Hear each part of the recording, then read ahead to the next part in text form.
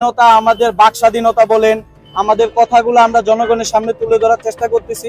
আমরা মনে করি যদি এই বিএফএস সেন্টারগুলো অথবা ভিসা অ্যাপ্লিকেশন সেন্টার বাংলাদেশে আনতে পারি, শুধু এটা যে আমাদেরই উপকার এরকম না, দেশের অর্থনৈতিক অবস্থা আমরা মনে করি বিপুল একটা পরিবর্তন আসবে।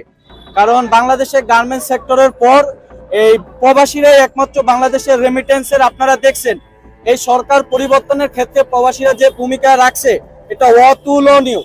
আমরা এক পর্যায়ে দেখেছি যে ওনারা রেমিটেন্স পাঠানো বন্ধ করে দিছে, যার কারণে সরকার পিছু হটতে বাধ্য হয়েছে। সো আমরা মনে করি যদি এই সেন্টারগুলা ডক্টর ইউনূস সাহেবের গ্রহণযোগ্যতা কতটুকু সারা বিশ্বে, সেটা আমরা বাংলাদেশের মানুষ এবং জনগণ খুব ভালো করেই বুঝি। তো ওনার একটা কলে অথবা ওনার একটা বৈঠকেই এটা সমাধান হতে পারে আমরা মনে করি।